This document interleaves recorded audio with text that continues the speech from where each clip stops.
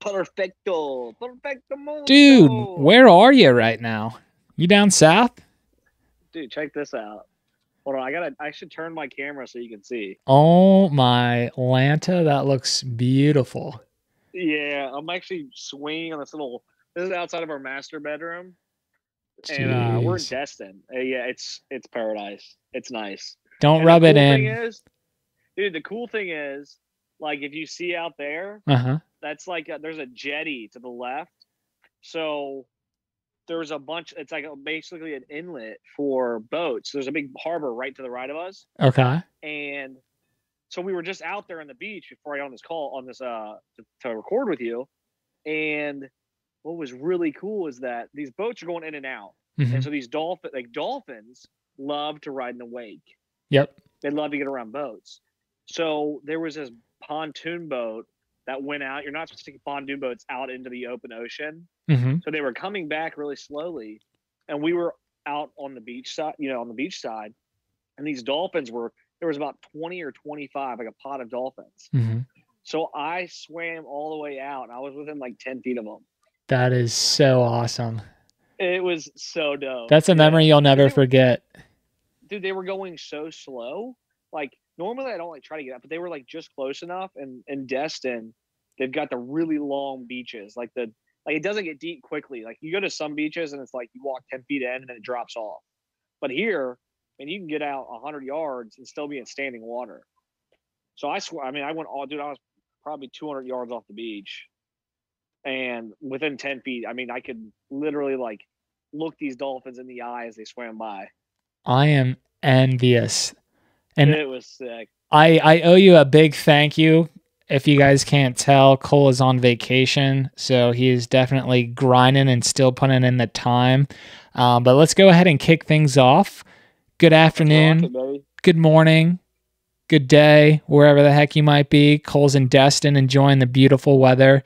It's not too bad here in Cincinnati, but thank you everyone for tuning back into another episode of Unscripted Exchanges.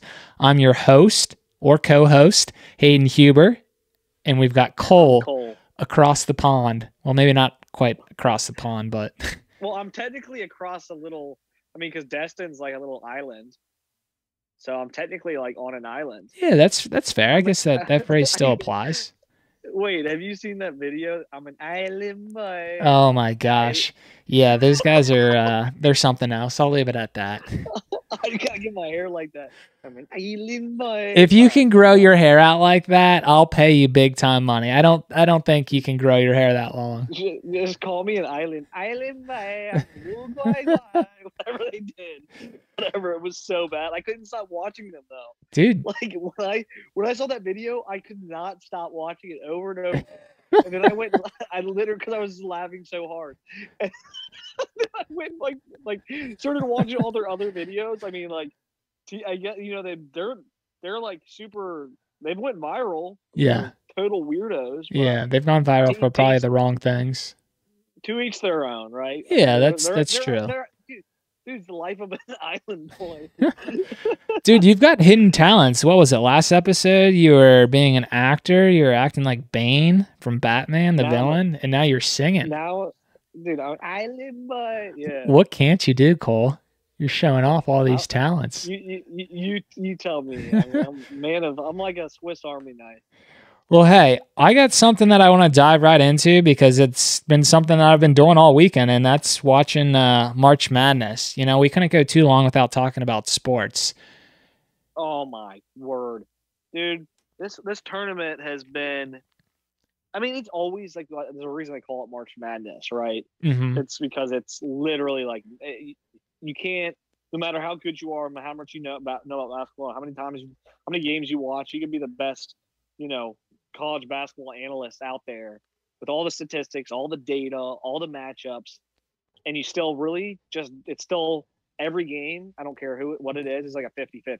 Right. I mean, look at like St. Peter's. I think they're like in the Elite Eight now. Didn't they just win the Sweet 16 game? Or They're they just in won the Sweet they're 16. in Sweet 16. Yep. Yeah, but then you got like a team like UK. Yeah, didn't they beat UK? Yeah, they They're the one upset that beat UK in the UK. Yeah. first round. And who they just beat? Murray State. Yeah, Murray State. then you got Baylor was beat by what, UNC? Yep, that was another big upset yesterday. Mm-hmm. Yeah, I mean, there's been like several. I mean, my racket got wrecked. I was feeling really good, and my racket got like even when UK lost, I had them in the Sweet 16. I was like, oh, I'm good. Like, I'm all right. And then Baylor lost, and I had them in the championship. And so that kind of wrecked my bracket. Yeah, I don't think anyone has a perfect bracket at this point in time. But if anyone has, only one or two picks wrong, kudos to those folks. I mean, it's impossible to pick a perfect bracket. Let me ask you this, because I've thought about this.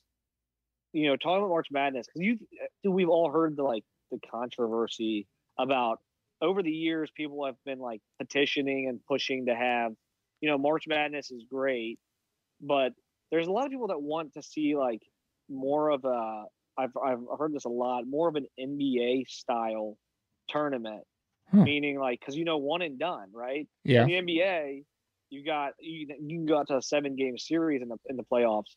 So the best team really does win. They don't have to be the best, they have to be the best several times. And so I think I like that. I like the way that is. But in this, I mean, like, I don't think St. Peter is better than UK. They had a better night. You know what I mean? And now UK is gone. So that's like the fun of March Madness. But I don't know. What are your thoughts on that? Because I'm 50-50. I mean, it makes sense to me. But then it kind of takes away from like, I mean, it's always been this way in March Madness. Yeah, I mean, basketball. I don't have a hot take on this. I love what March Madness is today. I don't think they should change that up. As you mentioned, it's a special, time of the year, but anyone can beat anyone on any given night. As you mentioned, UK, probably one of the top 5 teams this year, went down. Are they really not as good as St. Peter's, or St. Peter's better than them? Probably not, but St. Peter's outplayed them on, what was it, Friday. Right. Well, and yeah, and to that point too, I mean, everybody's got an equal shot. Like, they've all known this. They all know you got one game to win. You lose the game, you're out. So it's not like there's one team that gets, or a group of teams that gets the opportunity to play. They're all in the same boat. They're all one and done. So yeah, I don't know. I think there's definitely a lot of debate that you could get into, which we're not going to on this show. But the one thing that I will leave folks with is I think the competition or the level of talent is being more equally distributed, if that makes sense. There's more talented players going to other schools outside of these blue chip schools. I mean, you had Ja Morant a few years back with Murray State, and he took them to like the Sweet 16. And sometimes that's all you need is like one good player that can make a deep run for you and the team come March. Well, right. Well, it's like, I mean, yeah, you need a game changer like that. Yeah. Yeah. It is interesting to see that, like, just there was one team, wasn't Loyola, I can't remember. I read the statistic that they have upset like top 5 teams like 9 times in the past 30 years. Wow, that's impressive. And they're always like a 14 or like 12 through 16 seed, and they've upset like 9 times. And the rest of the like college basketball has like they've had like 7 total upsets. So like they're like an upset. I can't remember. It's not Loyola Chicago, I don't think. I can't remember who it was, but super interesting. Yeah, no, I mean, never know. I think St. Peter's might still have some magic left in the tank, and hopefully they can make it to the Elite 8 or maybe even further. That makes it exciting, though, doesn't it? Like, it gives you like it's something to root for, like the underdog. Yeah, for sure. I mean, who doesn't like an underdog story? I mean, that's cliche, but yeah, I think one other aspect that you can kind of tap into to draw like a parallel business, learning from is, everyone has a shot heading into March Madness, or whoever makes the tournament, that is. And we saw it with St. Pete's. Like, that team could have had the attitude, you know what, on paper, we're not supposed to win. We're supposed to lose by 30 points or X amount of points. But, they had the right attitude saying, why not us? We have every shot to be competing with Kentucky. We can play better than them. Just, one game and take them down. And that can be applied to, anyone in business with a startup. I mean, looking at us, I always like to use us as an example, which some people might be like, yeah, we've heard it. But anyhow, like you're the record's been set. Yeah, but I'm going to keep manifesting it. Look, we're competing with big, time podcast out there. We're just a small, show right now, but we are out there on the same platforms as, the Joe Rogans of the world, the Color Daddies of the world. We are on that same platform as them, and it all comes back to, persistence, mindset, attitude, putting out good content, and that's what we're continuing to do, which is similar to, again, the St. Pete's basketball team, where it's like, well, they weren't supposed to win. You and I probably aren't supposed to take this into anything big, but this could be a big venture, a couple of years from now. So that's kind of the parallel that I wanted to tap into. Well, I love it, and I love the you know what's so cool with that, and we've talked about this, dude. Like the underdog. Mm-hmm. We've talked about where in life you've got pressure in certain areas, and you have all these different pressures, right? Yep. But when you go into something and nobody expects you to win, like there's no pressure. Like there's really not. The only pressure you're putting on is yourself because nobody else is. St. Peter's, nobody's like, oh, like they should win this. Everybody's like, no way. UK, you better not lose this. So UK, Kentucky's all worried about not losing, and St. Peter's like, well, you know what? We're just going out and play our game.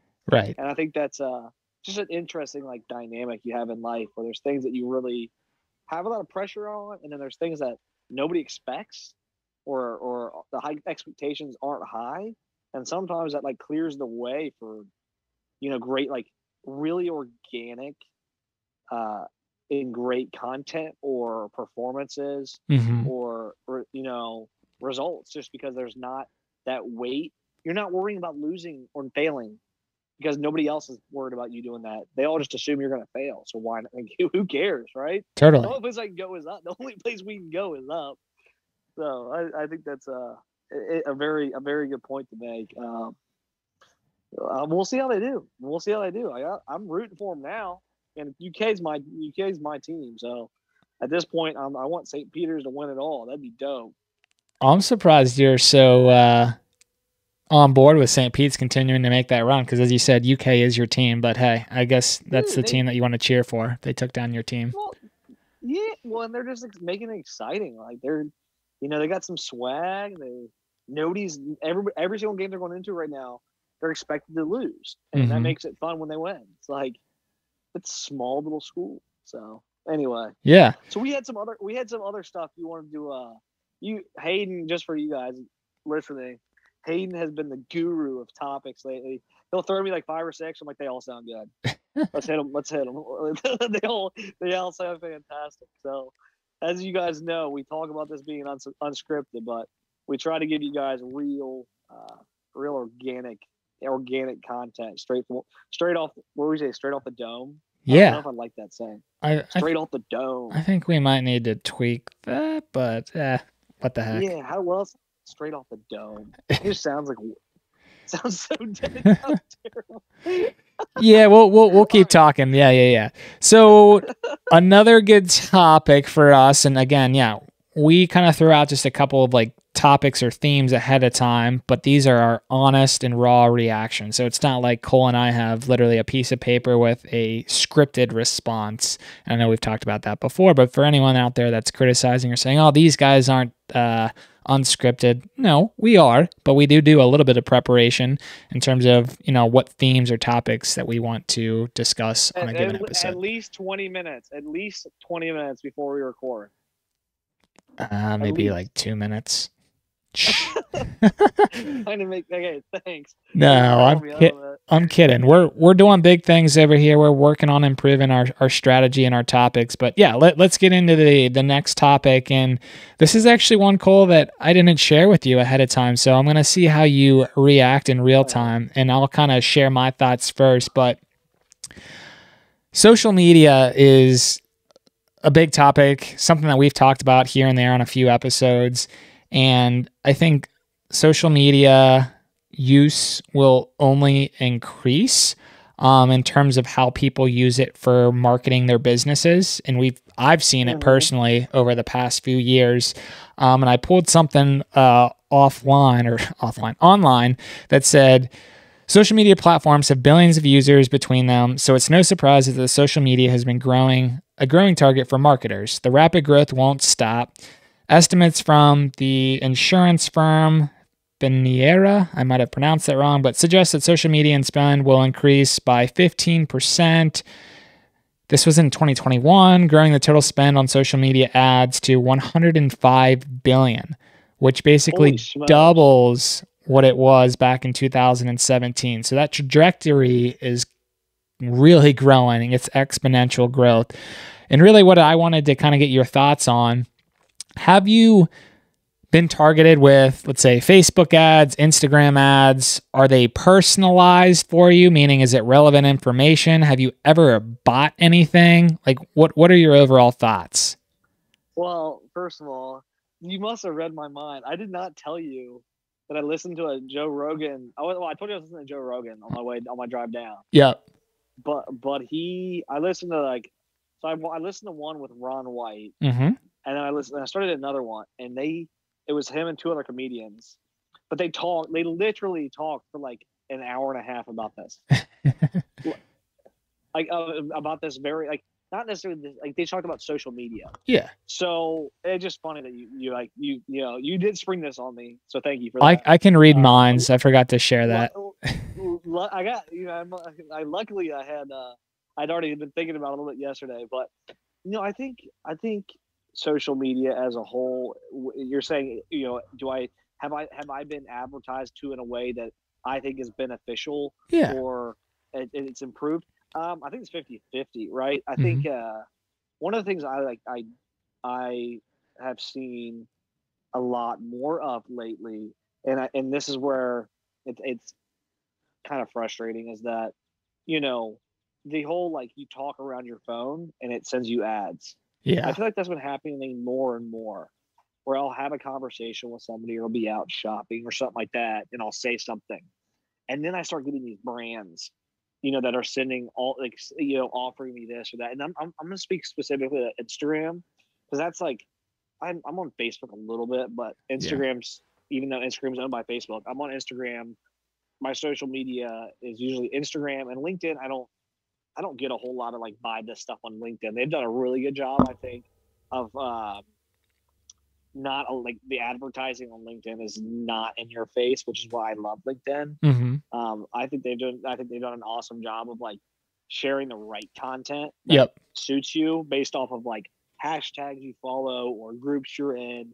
I like the way they do it, but Instagram has been lately they've been targeting me with stuff they hear me talk about, or I might have looked up. So I went on that. I'll give you an example. I went on that waterfowl trip, the hunting trip. Yep.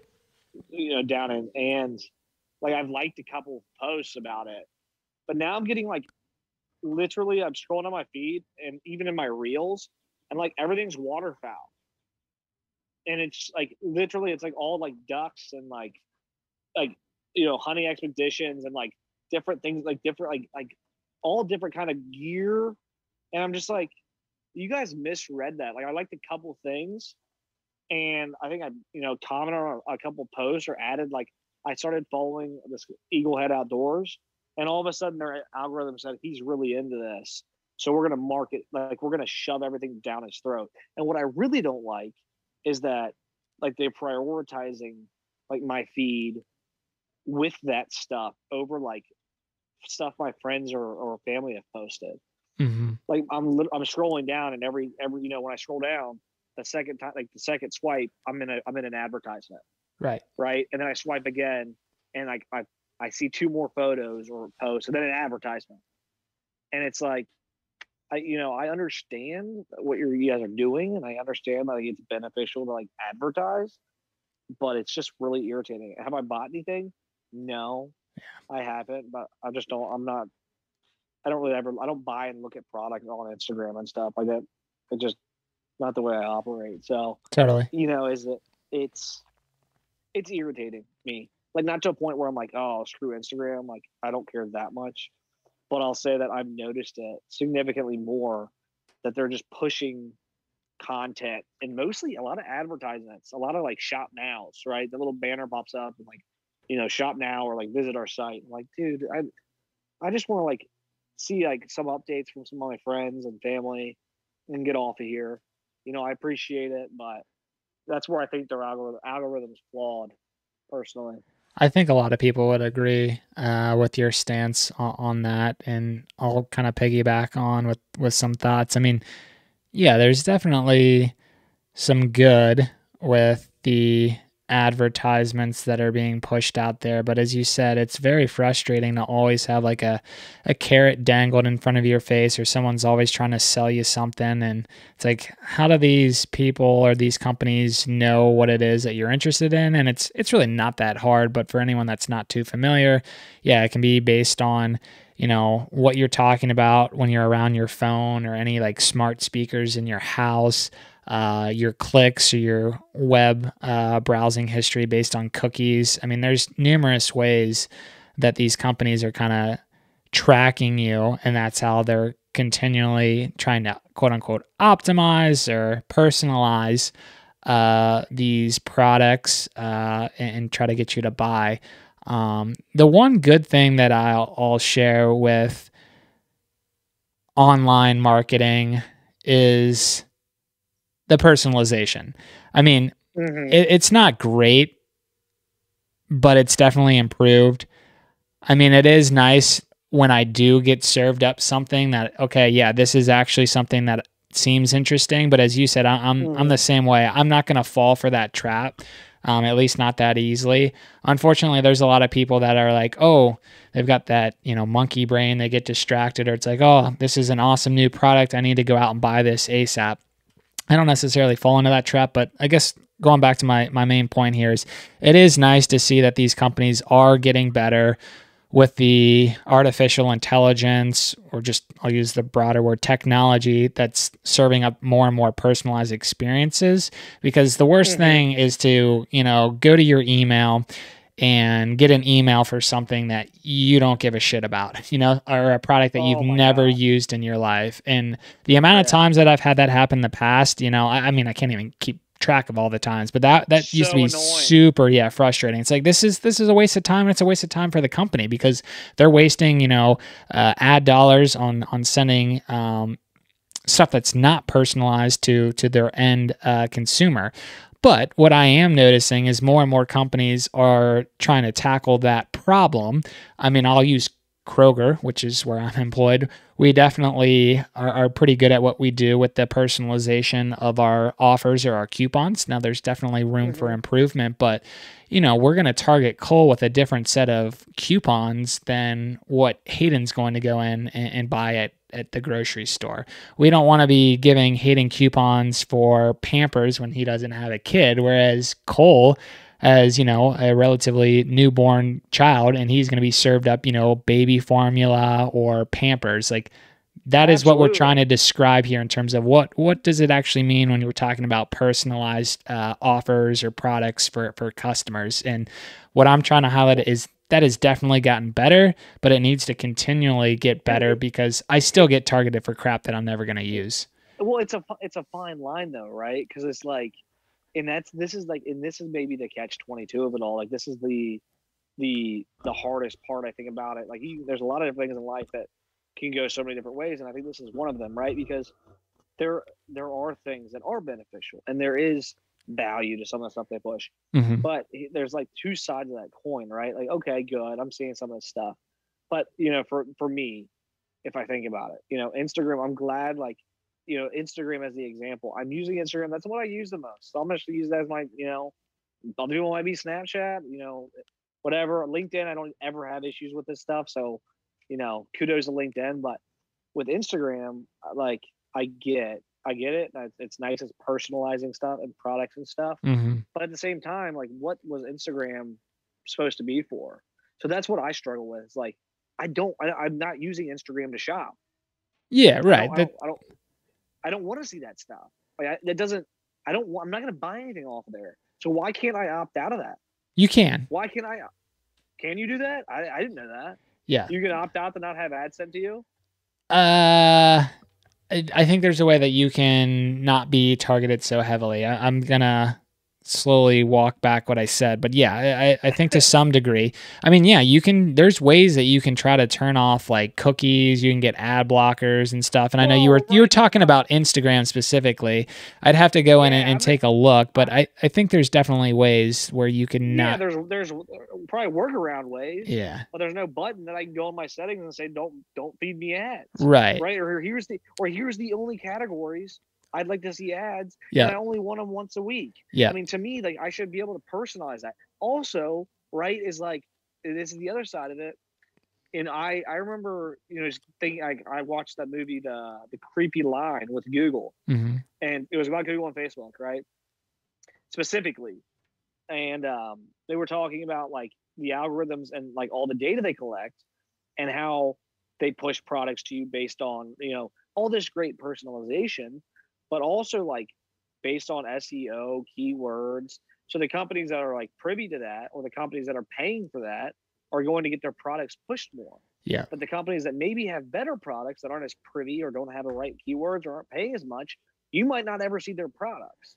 Right. Which is another irritation, is like I'm getting pushed stuff because somebody's figured out the best way to pay Instagram to post their ad more, and they've got the right keywords. So that's why I'm saying, which is a great thing because it's marketing. So I love that companies have the ability to do that. Mm-hmm. Right. As a believer in capitalism, a believer in like, marketing as a and all that stuff. Like it's like that business brain of mine that sounds like that's great. Like, yeah, take advantage of it. That consumer mind of me is like, I don't want to be taken advantage of like that. Right. Like I don't want to be fed stuff. And it's only and I don't like, because I don't consume it. I'm just like, this is just annoying to me. Yeah. So that's just again, is it like am I staying up at night worrying about this? No. Do I find myself getting irritated at the time? Not really, but when I reflect on it, I'm like, yeah, it is annoying. Yeah. I mean, you definitely recognize both sides of the coin. From a business standpoint, you get why businesses are trying to do it. Could they be a little bit better in terms of the frequency in which they're trying to push something and what exactly they're trying to push to people? Definitely. And then, on the flip side, as a consumer, an end consumer, it's like, look, I'm using, going back to your example, Instagram for other means. I'm not using it to go out there and shop. But there are definitely a lot of people that probably use that as a tool to, find out about new products, a lot of which are probably like merchandising products or like makeup products for females out there. But yeah, it goes back to ultimately for each person, like, what are your intentions of using Instagram or social media at large? And there's no right or wrong answer. I'll leave it with this. I'm a fan of brands having their own Instagram pages. Yeah. And posting stuff that's valuable. Like you can post a product, right? You can post like let's say you're like a major appliance company like Viking or Whirlpool, mm-hmm. and you've got you got designers doing a design. This is a real example. You got designers all across the world like snapping photos of their kitchens that they designed for a customer. Right. And they do and so they post that, like, this was a cool kitchen with Whirlpool XYZ appliances. Mm-hmm. Like, that's neat. That's cool. That's not, to me, that's not like that's not bad advertising. That's beneficial. That's just the way my brain works. I think it'd be neat if Instagram had a dual feed that, so you could toggle. So you could go between like just friends and family, and then you could and you hit the little toggle button, and then it would allow ads to come in. Yeah. So you have friends and family, and then I think that'd be neat. You can turn it on or off whenever you want. Yeah. I actually want to add one more thing, and then we can jump to one more topic. And again, it goes back to me calling out, like, what are your intentions of social media, or what do you use them for? I would primarily like to use Instagram as a business tool. I don't really give a crap to see so-and-so's kid or, a birthday. Like, I don't. I'd rather hear that in person. I'd rather be around that person and hear the story from them versus seeing a digital image. That's just who I am. Mm-hmm. There's a lot of people that want to be in the know. Yeah, that's your opinion, right? Yeah, exactly. That's your use. That's why you use it. Right. So what I like to use Instagram for is, I'm trying to sell something. I'm trying to push something.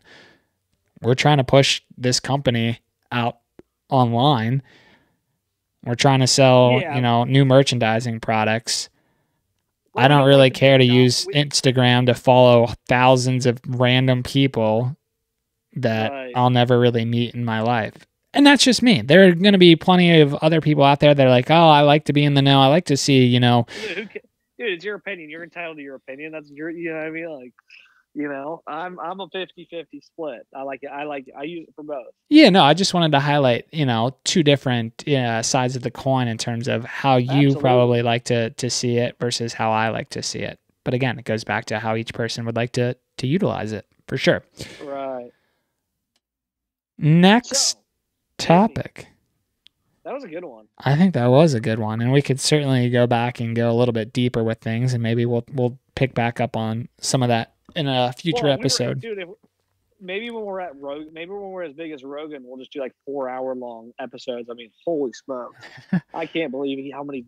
They're good episodes. Don't get me wrong. Yeah, Like I just don't know where I'd get the time to listen to that unless I'm like a 10.5 hour drive by myself in a car. Like right, it was like that's why I was able to listen to the whole thing. right. So anyway, Time is the greatest gift that you can give someone, and yeah, someone carving out 4 hours to listen to Rogan's podcast, that's something a lot else. of people do, man. That's I know. wild. Kudos to him. I mean, he's got Yeah. the winning recipe or one of the winning recipes. But yeah, Oh yeah.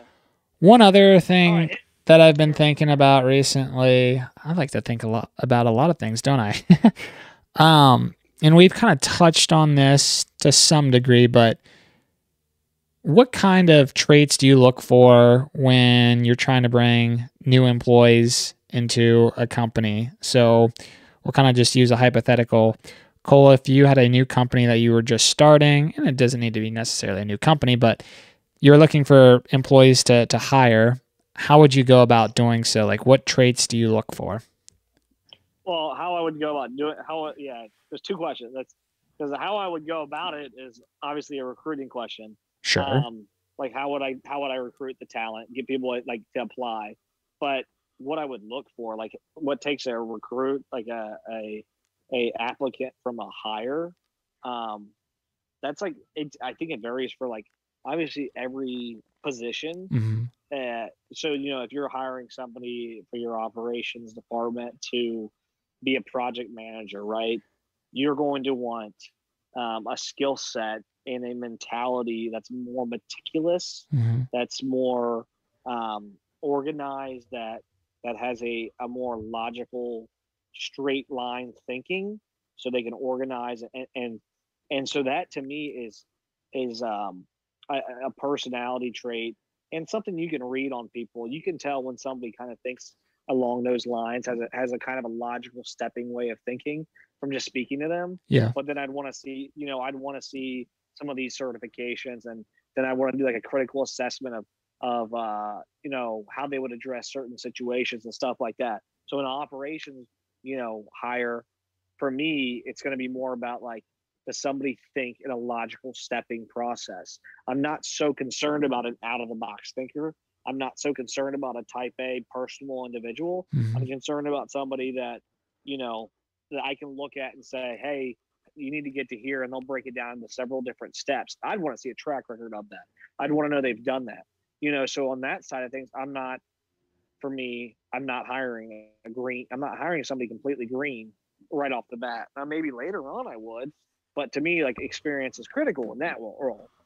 And it's kind of critical in a lot of different roles. But you go to like so those are like, I guess, what's the word, like Qualities, checkbox. traits. Yeah. Those are, yeah, more like checkbox items, right? Yeah. Obviously, another, what's really, so there's like the check boxes of like the skill set. Um, for like, just operations. I'm just giving an example. And then you go like sales, and you've got different check boxes for somebody that you want to hire as a sales individual, or you got HR, and you got different check boxes that you check off that they need to check off. But like what really takes that applicant from an applicant to a hire to be would be like their mindset, like their attitude. Yeah. And that it doesn't really matter how old they are. So like if they check those boxes off for me, and they've got the right attitude, they've got the learning mentality, come in ready to be a part of the team mentality, that's huge. So again, there's these tangible things, which are those checkbox items Mm-hmm. that I'd look for. Um, you know, and I don't get so caught up in like the experience part of it too. Like that, you want some experience, but it just depends on what you're hiring for. Again, I Totally. mean, depends on what role it is, right? Mm-hmm. So, like, there are some roles that like the experience is key is king. Like again, if you're hiring for, let's say you're hiring for like a COO position, or you're hiring for like a project manager for to run a couple multi-million-dollar account you've got and to manage their projects. Yeah, you want somebody that's not going to fuck that up. You don't want somebody coming in that needs to learn how to do it. It's great that somebody being green's great, but you don't hire somebody green for that. So I think there's check boxes. There's certain things for certain roles. So again, like those are the tangible things, and the intangibles to me are mindset, attitude, and you can read that on somebody. I mean, pretty quick. At least I can. I can sit down with somebody and spend an hour with them and know, okay, this person's going to be, a Debbie Downer. They're going to be hot and cold. They're going to come in with a positive mindset. That you can read that pretty quickly. So for me, I mean, the intangibles are like that positive attitude, that mindset to continue to learn. I'm not a know-it-all. I'm still learning things. Yep. And the ability to be a team player. I don't want to hear I. For me, that's a red flag with a candidate. It's great to hear somebody. You want to hear somebody talk. When you're interviewing, right? Yep. So I've interviewed people before. When you're interviewing, you want like the person that the interviewee needs to be talking about what they've done well. Yep. But what turns me off is when people are like, I did this, I did that. What I like, and this is kind of a little bit of like cocky humbleness, or so to speak. Mm-hmm. But I want to hear we Yep. and my team, and I want to hear that, and I want examples of that. I want to hear that you're not just all about I, but you understand that like you couldn't have accomplished that without other individuals that you were working with. So individual accomplishments are great, but I don't want like that. I don't care what anybody says, that mentality. Somebody comes in talking about and it depends on what role. I just, that doesn't vibe well with me. So that'd be another something like, these are just little things I'd look for, or I'd listen to. But so that positive mindset, that teamwork mentality, and how they communicate that, how they go about the application process, how creative did they get? How bad did they want the job? Did they just fill out an application because they were filling out 30 a day? Or did they fill it out because they genuinely wanted the job? And why did they want the job? And then this is a little bit probably controversial, but I don't want to understand, where they're at in their life, their personal life, and then that doesn't be too critical. But understanding like somebody's married and just had a newborn, or somebody's got 4 kids, that's important, because that's going to tell you like you understand what their work capacity is going to be. Are you allowed to ask those questions? I don't know. Well, I thought it's controversial. I think if it comes up in conversation, they can tell you. That's fine. Yeah, for sure. Yeah, but I don't think you can ask that. But I'd like to know that. So I'm giving like some of these are wishful thinking. Sure. Just understand them. But again, and then last but not least is like I'd want another tell them the truth. They need to be honest. So you're gonna put them through a lie detector? No, but again, you can kind of sometimes tell when people are being honest or not. Right. You can tell if somebody's full of crap or if somebody's being honest. You can read that pretty well. So honesty's huge. My go-to when someone's telling you something that is more so at like a general or broad level is, okay, can you share some examples? And if they can't provide any examples, it's like, seems like a red flag. But not always. Not always. Yeah. So these are like, I mean, obviously these are like some tangible stuff, some intangibles. It's such a nuanced thing. Again, like everything else, but I mean, I think the number one thing is mindset and attitude. If I had to pick one, that's what I'd look for. I like how you dissected that question. The intangibles versus the tangibles, I would. Let's hear what you. Let's hear how. What would you look for? Like what? I mean, like you said, like you pose the same question to you. What are you? How are you approaching that?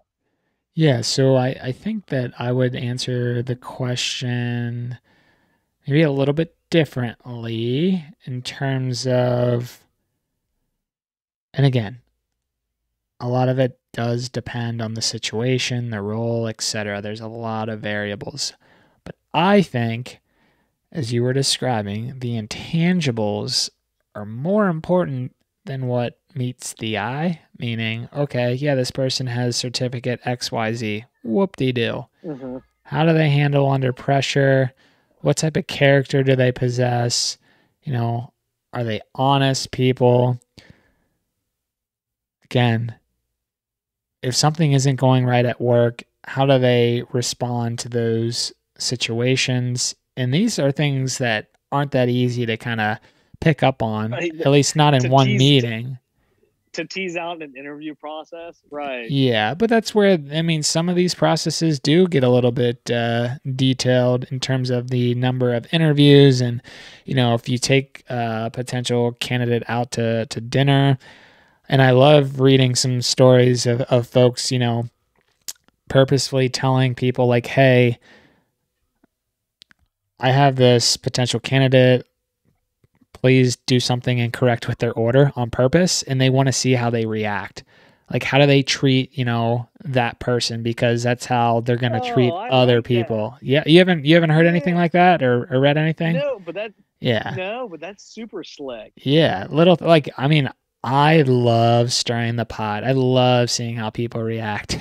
I mean, that's how we are as human beings. We all react differently. I think some of the most successful people, I'll be careful with the words that I'm choosing here, Don't be like, careful, dude. This is our podcast. well, I know, but still, I think some of the most successful people know how to react more times than not, and they stay kind of cool under pressure, even when it doesn't seem like they know what the heck to do.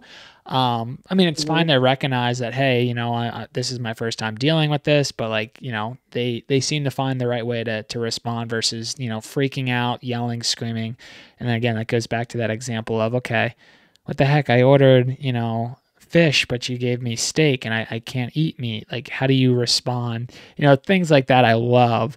And then, yeah, kind of going back That's a little. to, That's a little social experiment. yes, thank you. That's the phrase that I was looking for. I love doing like these mini social experiments, but I also like to try to figure out their moral compass to some degree, or I would like to. This is a hypothetical.